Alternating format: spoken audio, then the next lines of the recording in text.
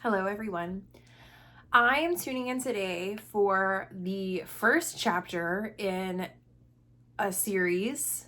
The amount of chapters, I'm not sure. We'll see, but this is chapter 1 on cultivating sexual sovereignty. And I want to talk in this first chapter about what sexual sovereignty is, just so you kind of get a general idea of what we're going to be doing. And to give you a little bit of inspiration and insight. So I'll say first, as I say with most things, it looks different for everyone. That's one of the beautiful things about this magical work, is that a lot of it has to do with our subjective experience. And in the reality around us, we get a lot of messages that our subjective experience isn't real, isn't true, isn't valuable. But in the world of magic, we are told that our subjective experience is the number one most valuable thing. Our perception of what is happening is how we know how to navigate the situation. So when it comes to sexual sovereignty, the way that it looks for you is going to be different. I, of course, am going to guide you through some practices and through some information about sexual sovereignty so that you can find your way. But it's kind of like, sexual sovereignty is a mountain in the distance, and we're all walking through the woods, and we might go around a tree this way, or we might step over a rock this way. Some of us are bringing a walking stick. Some of us have a backpack on our back with all of this trauma that we're working through. So we have to go a lot slower, and we might have to take a different route, right? So just, be gentle with yourself. Invite your creative genius into this work, because sexual work is also creative work. Spiritual work is also creative work. Our creativity is how we find solutions, and we find the path of most allowance. So, it's going to look different for everyone. Don't put any pressure on yourself to do it the way I do it or the way that anyone else does it. And remember that you can invite your creativity.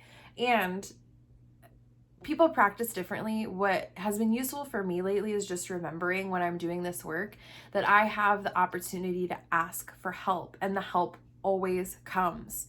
So I won't say always, because there are dark nights of the soul, and there are like problems that occur where we are not able to see the truth in order for us to act in the way that we need to act to further our life path. So I won't say always, but I will say, eventually I do often get the help that I ask for. And sometimes it's a book, sometimes it's a notification on my phone, sometimes it's a dream. So keep that in mind as well. So sexual sovereignty is the acknowledgement and stepping into the power of the fact that we are all sexual spiritual beings. In addition to having a material life on earth, we also have an immense amount of power that is based on a part of ourselves that is not evident in the physical world. So in the same way that I'm in the grocery store and I'm like talking to my dead dad in my head, people can't see that. I am also experiencing an immense amount of creative and libido energy all the time, or some of the time. It's a life force that is not evident in this realm until we give it a name and we give it a story and we express it. It's something that in order for us to share with people, we have to express it.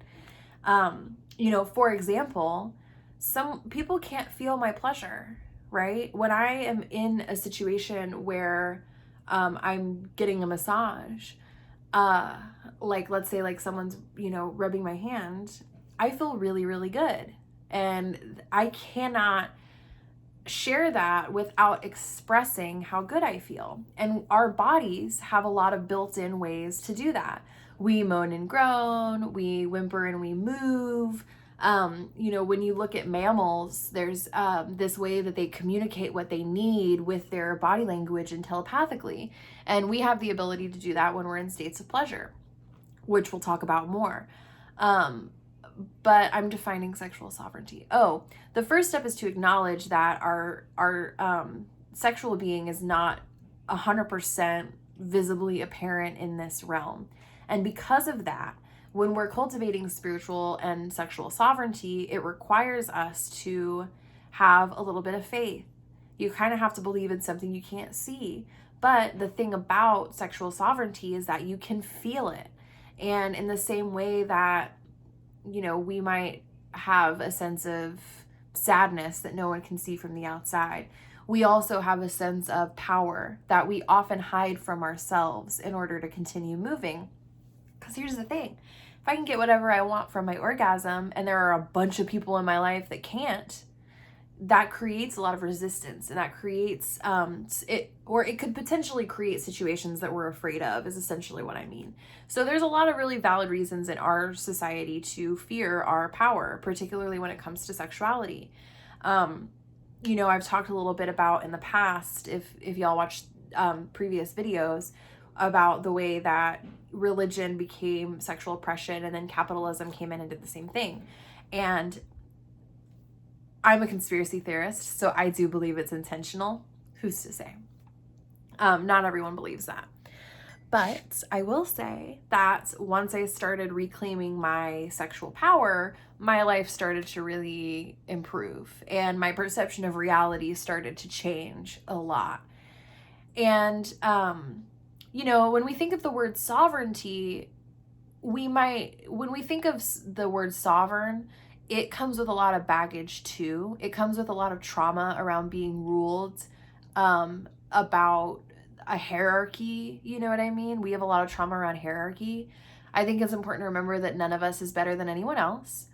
And this is what's so funny, is in the Masonic tradition, and even in early American culture, which was a spiritual awakening, we see people talking about being sovereign. What was that term? A sovereign without any subjects. I think that's the phrase. Let's hope I'm right. A sovereign without any subjects. Whether or not that was the phrase that was popular, it doesn't matter, because it's very popular to me right now. And the point is not necessarily to rule over other people and to oppress other people, but to step into the realization that you rule over yourself and all of the different versions of yourself. You rule over your reactions, and you have, you have reign over your power. You can influence the world, and it requires an immense amount of responsibility. So when we're working through the trauma of sovereignty and what it means to be powerful, we can think about, what would it be like if I were a ruler? If I really did have, a queendom in my case, and I had all of these subjects, and I had all of this land that I was leasing out to people, and I was expecting payment for that land in a certain way. How would I do that? If I were to actually step into this perception of what it means to be a ruler, how would I show up to that? And the truth is, I am pure of heart, and I have a huge amount of spiritual support. I'm very blessed in that way. And the way that I would do it is with grace, and the way that as much as I can. Some of the ways that those people that were in a position of power behaved had to do with the culture that they were influenced by. And we fear, or I'll speak for myself, when I was working through this sovereignty stuff, I fear that if given power, even just people watching this video is like, don't say the wrong thing. Don't influence someone to be evil on accident. Like, there are all of these little fears. And really the truth is, the only way for that to happen is for me to act outside of my integrity and to act outside of who I really am, and instead go through the culture of what is socially expected, acceptable, permissible, and allowed. When we think of people that really use their leadership in a positive way, they were counterculture. They were not within the culture. They were negating the culture. For those of us that have, I won't say that. For anyone, any person that that we have the ability to look up to as a positive role model for what it means to have sovereignty and leadership, generally was a little counterculture and a little persecuted. I was reading or watching something about, I was reading about Rumi, and in one of the things that he wrote, he was talking about how he could already hear the critics saying blah, blah, blah. But what he really felt was that it was necessary to blah, blah, blah. So, why did I think of that? Oh, yeah, imagine, here's how we work through some of that stuff, is we have conversations with the parts of ourselves, with the critics, with the toxic versions, with our fears. We have conversations with those things, which we also go over in shadow work if you want to hop over to my YouTube channel. And we find out who we really are and what we really value based on those imaginary conversations with those parts of ourselves and with those archetypes that exist in society. So there's a little piece about the sovereignty stuff.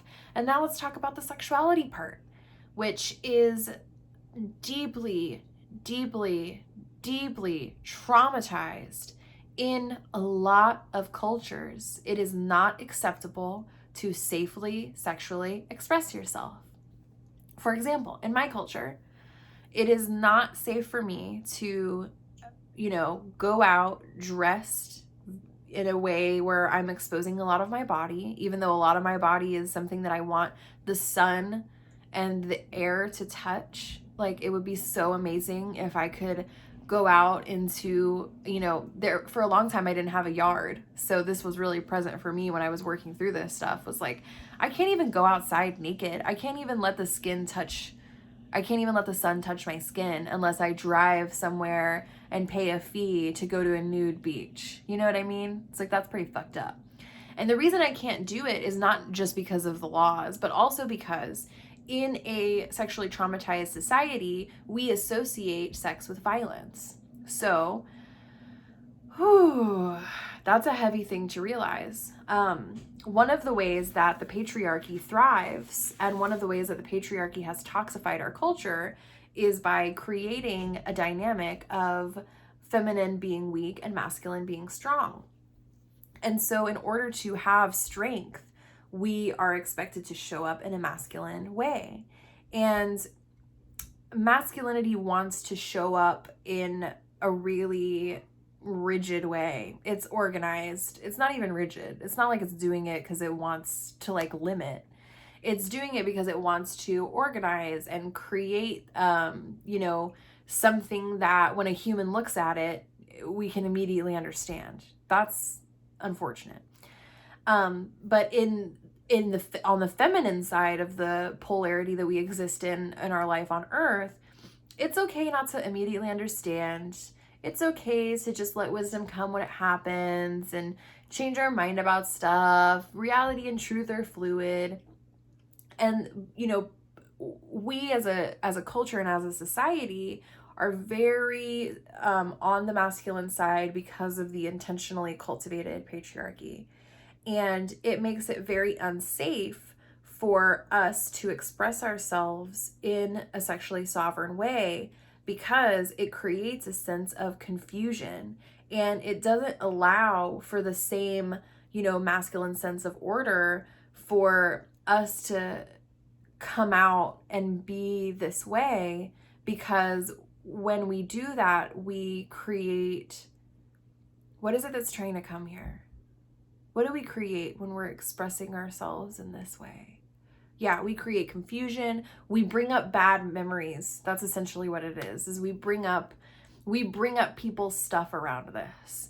So it hasn't always been safe for us to step into our sexual sovereignty, but it is now. And in order to do it, we have to do it in a safe way, which means taking baby steps, working through our personal sexual trauma in our life with a therapist and with professionals, so that when we do express ourselves, the first person that you need to express your sexual sovereignty to is you. And then once you get comfortable doing that, you can then express it in the world in a more safe way. I don't think in my lifetime, well, I'm not going to say that. My hope is that in my lifetime that we will be able to have a sense of sexual sovereignty that is culturally acceptable the globe over. And at the rate that YouTube's going with all of this video dissemination? Maybe, right? Yeah, we need to build more platforms. Ay. Someone just said, YouTube is not your only hope, Britt. Thanks for that. So let's see what else is in there. Ooh, for sexual sovereignty.